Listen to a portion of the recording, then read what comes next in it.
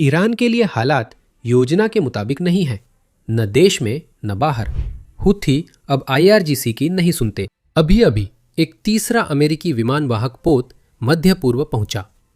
Iran ने हरमुज जलडमरू मध्य पार करने की अनुमति देने के बाद भारतीय जहाज़ों पर फायरिंग की और अब ईरान को भारत के साथ एक राजनयिक संकट का सामना करना पड़ रहा है। और इन सब के ऊपर IRGC और ईरानी नेतृत्व के बीच एक गृह युद्ध चल रहा है। IRGC अब खुलेआम उन वार्ताकारों की आलोचना कर रहा है जो ईरान की ओर से बातचीत कर रहे हैं। ऐसा लग रहा है कि ईरान कई अलग अलग गुटों के साथ कई हिस्सों में बंटने वाला है। तो चलिए अब हम इसी पर बात करते हैं। चलिए शुरू करते हैं ईरान की कठपुतली हूथियों से, जो उसकी बात नहीं सुन रहे। 3 दिन पहले IRGC ने कहा कि अगर अमेरिका की नाकाबंदी नहीं हटी तो हूथी लाल सागर में जहाज़ों पर हमला करेंगे। तो सोचिए क्या हुआ। कल अमेरिका का वह विमान वाहक पोत जो सब में सबसे बड़ा है, लाल सागर में आया। हूथी इन बड़े जहाज़ों से टकराने के मूड में नहीं दिखते। ये विमान वाहक पोत जाहिर है USS जेरल्ड R फोर्ड है और ये अब तक का सबसे शक्तिशाली युद्धपोत है। 1100 फीट से भी लंबा और 1000 टन से भी भारी ये अब तक का दुनिया का सबसे बड़ा विमान वाहक पोत है। इसमें लगभग 75 विमानों का पूरा एयर विंग है। इनमें F-18 सुपर हॉर्नेट्स, EA-18 ग्रोलर्स और E-2D हॉकाइज शामिल हैं। और अंदाज़ा लगाइए, कुछ ही दिन पहले इसने लगभग 10 महीनों की सबसे लंबी वियतनाम युद्ध के बाद की तैनाती का अमेरिकी रिकॉर्ड तोड़ दिया। इसने जून 2025 में अपनी तैनाती शुरू की। अपने मुख्य अड्डे नॉरफॉक वर्जीनिया से भूमध्य सागर की ओर रवाना हुआ। अक्टूबर में सेना ने इसे कैरेबियन में फिर तैनात किया, जो कई पीढ़ियों में इस क्षेत्र के सबसे बड़े नौसैनिक जमावड़े का हिस्सा था। इसने अमेरिकी सेना को वेनेजुएला के तानाशाह निकोलस मादुरो को पकड़ने में मदद की और अब ये एयरक्राफ्ट कैरियर मध्य पूर्व में है। इसने ईरान युद्ध के शुरुआती दिनों में भूमध्य सागर से हिस्सा लिया और फिर पहली बार स्वेज नहर होकर लाल सागर पहुंचा। दुर्भाग्यवश लॉन्ड्री रूम में आग लगने से यह मरम्मत के लिए भूमध्य सागर लौटा, लेकिन अब सब ठीक है और यह फिर से काम कर रहा है। ईरान के लिए चिंता की बात यह है कि तीसरा एयरक्राफ्ट कैरियर अफ्रीका के हॉर्न के आसपास चक्कर लगा रहा है और 3 दिनों में मध्य पूर्व पहुंचने की कोशिश कर रहा है। ये जाहिर है कि ये USS जॉर्ज H.W. बुश है। इसका मतलब है कि युद्ध विराम खत्म होते ही अमेरिका के पास मध्य पूर्व में 3 सक्रिय एयरक्राफ्ट कैरियर होंगे। और जैसे ये सब काफी नहीं था, पिछले 2 हफ्तों से एक विशाल अमेरिकी सैन्य एयरलिफ्ट चल रही है। अधिक गोला बारूद, उपकरण और लॉजिस्टिक्स इस क्षेत्र में भेजे जा रहे हैं। इसका मतलब है कि मंगलवार को युद्ध विराम खत्म होते ही अगर शांति समझौता या विस्तार नहीं हुआ तो युद्ध फिर शुरू होगा और संभव है कि अमेरिका 1 हफ्ते पहले जितनी ताकत हमने देखी थी उससे भी ज्यादा ताकत के साथ लौटे। ईरान इसके लिए तैयार नहीं है। सैन्य रूप से उनके पास पहले भी मौका नहीं था, अब स्थिति और भी खराब है। अमेरिकी सेना ने आज सुबह एक बयान भी जारी किया है जिसमें कहा गया है कि वे आने वाले दिनों में ईरान से जुड़े जहाजों पर चढ़ने की तैयारी कर रहे हैं। ओमान की खाड़ी में अमेरिकी नाकाबंदी 5 दिन से ज्यादा चल रही है। अमेरिका ने 25 जहाजों को जो नाकाबंदी तोड़ रहे थे लौटा दिया है। नाकाबंदी शुरू होने के बाद कोई जहाज ईरानी जल क्षेत्र से बाहर नहीं गया। इसका मतलब है कि ईरानी अर्थव्यवस्था का अभी इसी वक्त दम घोटा जा रहा है और हम सब ये देख रहे हैं। यही वजह हो सकती है कि कल विदेश मंत्री के बयान के बावजूद अब ईरान दावा कर रहा है कि जब तक अमेरिका यह नाकाबंदी नहीं हटाता वे हॉर्मुज जलडमरू मध्य नहीं खोलेंगे। ईरान से आ रहे ये विरोधाभासी बयान फारस की खाड़ी में फंसे जहाज़ों के लिए हालात को वाकई बहुत उलझा रहे हैं। कल हमने देखा कि कुछ जहाज़ हॉर्मुज जलडमरू मध्य पार कर गए, लेकिन कुछ जहाज़ ईरान की अनुमति के बाद पार करने की कोशिश कर रहे थे, जिन पर IRGC ने गोली चला दी। इससे पता चलता है कि ईरानी कमान श्रृंखला में दरार आ गई है, क्योंकि एक मंत्रालय जहाज़ों को हॉर्मुज जलडमरू मध्य से गुजरने की अनुमति दे रहा है।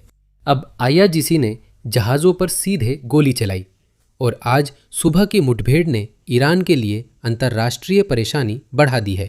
लेकिन इससे पहले मैं आपको राष्ट्रपति ट्रंप का हॉर्मुज जलडमरू मध्य खोलने पर बार बार बदलते रुख वाला ताज़ा बयान सुनाना चाहता हूँ। ये उनका कल रात का बयान है, सुनिए। क्या ओबलाम के साथ समझौते के लिए लेबनान में युद्ध विराम जरूरी है? शायद हम मानसिक रूप से थके हैं, लेकिन हम लेबनान को फिर से एक देश बनने में मदद करेंगे। उन्होंने बहुत कुछ झेला है और ये उनके लिए लंबा समय रहा है। हम उन्हें फिर से एक देश बनने में मदद करेंगे। पिछली बार युद्ध विराम पर बात करते समय नेतन्याहू की लेबनान बमबारी से आप कितने निराश हुए? क्या इससे शांति वार्ता प्रभावित हुई? हम कुछ बातों पे असहमत थे, लेकिन वो अच्छे साझेदार रहे और काम अच्छा हुआ। ऐसा शायद पहले नहीं हुआ। वे कहते हैं हम यहाँ सी के साथ वरिष्ठ हैं, दुनिया की सबसे बड़ी सेना है। मैंने इसे पहले कार्यकाल में बनाया। मैं नहीं सोचता था कि इसका इतना इस्तेमाल करूँगा, लेकिन हमारे पास दुनिया की सबसे बड़ी सेना और हथियार है। इसे देखो, हमारे पास 101 से 111 थे। ये आपकी परिभाषा पर निर्भर करता है, क्योंकि कहीं कहीं वे दो करके भी आए। उस मिसाइल ने हमारे एक बहुत ही कीमती संसाधन पर हमला किया था जो पानी पर था। उन सभी मिसाइलों को मार गिराया गया था। सोचिए, 111 मिसाइलें, उनमें से हर एक को मार गिराया गया। कोई भी पास तक नहीं पहुंची। किसी के पास ऐसी सेना नहीं है, किसी के पास ऐसा हथियार नहीं है, किसी के पास वो ताकत नहीं है जो हमारे पास है। अब हम इस ईरानी गृहयुद्ध के बारे में बात करेंगे जो पिछले 2 दिनों से चल रहा है, बस एक पल में। लेकिन उससे पहले मैं आपको दिखाऊंगा कि हरमुज जलडमरू मध्य में असल में क्या हुआ था, क्योंकि हमारे पास जहाजों, ईरानी सेना और IRGC नौसेना के बीच की रेडियो रिकॉर्डिंग्स हैं, जिससे आप देख सकते हैं कि ये जहाज कैसी उलझन में थे।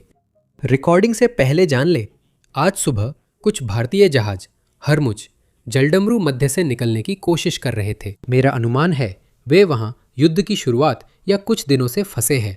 मुझे पूरी जानकारी नहीं है, लेकिन उन्हें हरमुजा जलडमरू मध्य पार करने की IRGC नेवी से अनुमति मिली थी।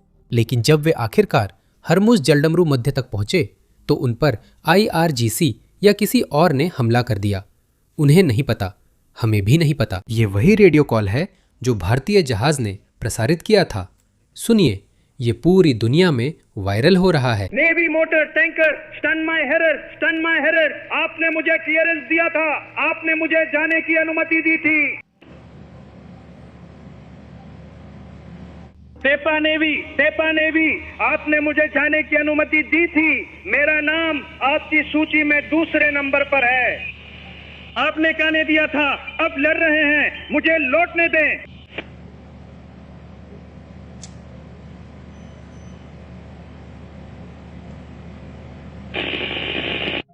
अब ईरान के लिए यह बड़ी समस्या है, क्योंकि वह भारत को सहयोगी बताना चाहता है। अब वे एक भारतीय जहाज पर गोली चला रहे हैं जो ईरानी अनुमति के बाद हॉर्मुजन जलडमरू मध्य से गुजर रहा है। भारतीय नाविक डर में पूछ रहा है, आपने अनुमति दी थी, फिर गोली क्यों चला रहे हैं? सौभाग्य से किसी को चोट नहीं आई, लेकिन इसका मतलब ये नहीं कि ये समस्या नहीं है। ये नागरिक जहाज हैं और ईरान की ये हरकतें आतंकवाद हैं। ये अब आर्थिक आतंकवाद नहीं, बल्कि ईरान का जहाज़ों पर हमला पूरी तरह आतंकवादी कृत्य है, जिसमें नाविक मारे भी जा सकते थे। और अंदाज़ा लगाइए, भारत वास्तव में एक ऐसा देश है जो ईरान की मदद कर रहा है। अमेरिका द्वारा ईरानी तेल खरीदने वाले देशों से प्रतिबंध हटाने के बाद भारत ने अभी अभी ईरानी तेल खरीदा है। वे तब ईरान की अर्थव्यवस्था को फंड कर रहे थे जब वो जीवन समर्थन पर थी। अब ईरानी सेना भारतीय जहाज़ों पर गोली चला रही है। फिर से यह ईरानी सत्ता संरचना, ईरानी सरकार के भीतर हो रही दरार का एक और उदाहरण है। एक व्यक्ति कह रहा है कि आप जलडमरू मध्य से जा सकते हैं, हमें अरबों डॉलर दीजिए। दूसरा व्यक्ति कह रहा है, मैं आपके जहाज पर गोली चलाऊंगा। जैसा कि आप अंदाजा लगा सकते हैं, भारत इस बात से बिल्कुल खुश नहीं है। भारतीय विदेश मंत्रालय ने आज सुबह नई दिल्ली में ईरानी राजदूत को तलब किया, क्योंकि IRGC 2 भारतीय जहाज़ों को निशाना बना रहा था और उन पर हमला कर रहा था। हमें ठीक नहीं पता कि उस बैठक में क्या हुआ, लेकिन मुझे यकीन है कि वे बहुत जल्द भारत से माफ़ी मांगते हुए एक बयान जारी करेंगे। अगर ऐसा नहीं हुआ तो ये मामला बहुत जल्दी बढ़ सकता है। ये दिखाता है कि ईरान खुद का सबसे बड़ा दुश्मन है। ईरानी राजदूत कह रहे हैं, भारत अच्छा दोस्त है, लेकिन IRGC भारतीय जहाज़ों पर हमला कर रही है, जिससे भारतीय अधिकारी नाराज है। अगर कोई भारतीय अधिकारी ये वीडियो देख रहे हैं तो मेरी सलाह है कि भारत को अब ईरान से सभी राजनयिक संबंध तोड़ लेने चाहिए। अब चलिए अपना ध्यान ईरान के अंदर चल रहे गृह युद्ध पर केंद्रित करते हैं। और ये उस वक्तव्य के कारण शुरू हुआ जो विदेश मंत्री ने हॉर्मुज जलडमरू मध्य को लेकर जारी किया था।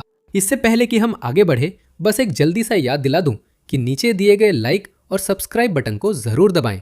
ये वाकई में हमें एल्गोरिदम में मदद करता है और आपको हमारे द्वारा डाले जा रहे सभी वीडियो और चल रही हर चीज से अपडेटेड रहने में मदद करता है। अब जो कोई भी कल कोई खबर नहीं देख पाया, ये वो बयान था जो ईरानी विदेश मंत्री ने कल सुबह जारी किया था, जिसमें मूल रूप से कहा गया था कि अब जब लेबनान में युद्ध विराम हो गया है तो हॉर्मुज जलडमरू मध्य पूरी तरह खुली है। ये पूरी दुनिया के लिए चौंकाने वाली बात थी, यहाँ तक कि ईरानी सरकार को भी इसकी जानकारी नहीं थी।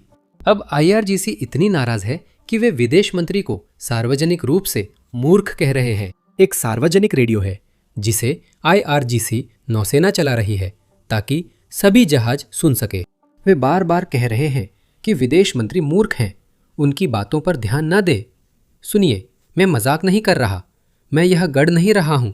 यह अंतर्राष्ट्रीय रेडियो है, जहाज इसका उपयोग करते हैं। फारस की खाड़ी और ओमान सागर में ईरानी सेफा नौसेना आपको चैनल 16 पर बुला रही है। हॉर्मुज जलडमरू मध्य अभी भी बंद है। हम इसे अपने नेता इमाम खमेनी के आदेश पर खोलेंगे, न कि कुछ मूर्खों के ट्वीट्स पर। अगर आप जलडमरू मध्य से गुजरना चाहते हैं तो आपको ईरानी सेपा नौसेना से अनुमति लेनी होगी। सभी जहाज जो हमारे दुश्मनों से जुड़े हैं, अगर वे इस हॉर्मुज जलडमरू मध्य से गुजरने की कोशिश करेंगे तो उन्हें निशाना बनाया जाएगा। वे ईरानी राज्य टीवी पर विदेश मंत्री पर भी हमला कर रहे हैं। यह रिपोर्ट देखिए। यहाँ ईरानी प्रचारक हुसैन पार्क है जो अब्बास अरगट पर बार बार हमला कर रहे हैं। राज्य टीवी पर कहा जा रहा है कि राजनयिक टीम को सिर्फ ईरान नहीं बल्कि लेबनान से यमन तक पूरी प्रतिरोध धुरी का प्रतिनिधित्व करना चाहिए। वो कहते हैं कि ट्रंप और अमेरिका से बातचीत में उनकी 10 मांगे हैं जिन पर किसी भी हालत में समझौता नहीं हो सकता। वे ईरान की राजनयिक टीम पर आत्मविश्वास की कमी और अपने रुख पर न टिकने का आरोप लगाते हैं। वह कहते हैं कि अरगाची विदेश मंत्री स्वतंत्र रूप से काम कर रहे हैं और उनके विचार शासन के मूल सिद्धांतों और नीतियों से मेल नहीं खाते, इसलिए उन्हें व्यक्तिगत राय मानकर खारिज किया जाता है। वो ये भी सुझाव देते हैं कि ये एक समानांतर एजेंडा दर्शाता है जो सर्वोच्च नेता मुस्तबा खामेनी के अनुरूप नहीं है। वैसे दोस्तों, सिर्फ याद दिलाने के लिए, अगर आप ध्यान नहीं दे रहे थे तो ईरानी सर्वोच्च नेता ने अब तक एक भी सार्वजनिक बयान नहीं दिया है जो वीडियो या ऑडियो में हो, तो किसी को नहीं पता कि वो जिंदा है, कोमा में है या फिर उनकी मृत्यु हो चुकी है। वह श्रोडिंगर की बिल्ली जैसे है, जब तक डिब्बा ना खोले कोई नहीं जानता वह जिंदा है या मर चुके। लेकिन इससे ऐसी स्थिति बन जाती है जहां हर कोई यही सोचता है कि जो भी उनकी अपनी मान्यता है वही सुप्रीम लीडर की राय है। तो हर कोई कह रहा है कि अरे जो मैं कह रहा हूं वही सही है क्योंकि यही सुप्रीम लीडर कह रहे हैं। फिर ईरान में दूसरी तरफ वाले भी मूलतः यही बात कह रहे हैं, अरे नहीं मैं सही हूं क्योंकि सुप्रीम लीडर भी यही सोचते हैं। ये अराजकता जैसी स्थिति है, पर मेरा मानना है कि यही होता है जब सुप्रीम लीडर बस एक कार्डबोर्ड कटआउट हूं। अब जब यह गृह युद्ध तेजी पकड़ रहा है, ईरान के अंदर दमन हर दिन लगातार जारी है। मुझे पता है कि मैं रोज एक ही बात दोहराता हूं, लेकिन सच में ये रोज हो रहा है। वे और लोगों को गिरफ्तार कर रहे हैं और लोगों को फांसी दे रहे हैं और इंटरनेट अब भी चालू नहीं है। बस कल ही ईरानी रिवोल्यूशनरी गार्ड्स की खुफिया इकाई ने कहा कि उन्होंने सुरक्षा से जुड़े आरोपों में 3 प्रांतों में 127 और लोगों को गिरफ्तार किया है। बयान में कहा गया कि गिरफ्तार लोग सड़कों पर दंगे और दुश्मन की सैन्य कार्रवाई की तैयारी में शामिल थे। और आपको याद दिला दूं, अब ईरान को वैश्विक इंटरनेट से कटे हुए 50 दिन हो चुके हैं। ईरान में 92 मिलियन लोग अब दुनिया से जुड़ नहीं पा रहे हैं, जिससे साफ है कि शासन अपने ही लोगों से सबसे ज्यादा डरता है। ये ईरान की सड़कों पर भी दिखता है। तेहरान में हर जगह हथियारबंद चौकियां हैं। इनका एकमात्र मकसद ईरानी विद्रोह को रोकना है। जीपों पर मशीन गनों के साथ लोग घूम रहे हैं ताकि लोग जान सके, ईरानी लोग, आम लोग जान सके कि उनके पास कोई उम्मीद नहीं है। अगर वे सड़कों पर आए तो गोली मार दी जाएगी। जनवरी में जो हुआ उसके बाद ये कोई खोखली धमकी नहीं है। सत्ता बचाने के लिए उन्होंने दसियों हजार अपने लोगों को मार डाला और यही वजह है कि ईरानी लोग डरे हुए हैं। अब युद्ध विराम बहुत जल्दी खत्म होने वाला है। युद्ध विराम समझौता मंगलवार को खत्म हो रहा है और अब ये साफ नहीं है कि आगे क्या होगा, क्योंकि ईरान के हालात के चलते पर्दे के पीछे चल रही बातचीत शायद पीछे छूट सकती है। लेकिन इसका मतलब ये भी है कि जैसे ही युद्ध विराम खत्म होगा, अमेरिका को ये तय करना पड़ सकता है कि वे इसे एक तरफा बढ़ाना चाहते हैं या बम गिराना शुरू करना चाहते हैं। सुनिए राष्ट्रपति ट्रंप ने पिछली रात इस पर क्या कहा। अगर बुधवार तक समझौता नहीं हुआ तो क्या आप युद्ध विराम बढ़ाएंगे या हमले फिर शुरू करेंगे? शायद मैं इसे नहीं बढ़ाऊंगा, लेकिन नाकाबंदी रहेगी। लेकिन शायद मैं इसे आगे नहीं बढ़ाऊंगा। आपके पास नाकाबंदी है और अफसोस की बात है हमें फिर से बम गिराने शुरू करने होंगे। आप सभी का धन्यवाद। मुझे लगता है ऐसा ही होगा। हम यूएफओ चाहते हैं मिस्टर प्रेसिडेंट।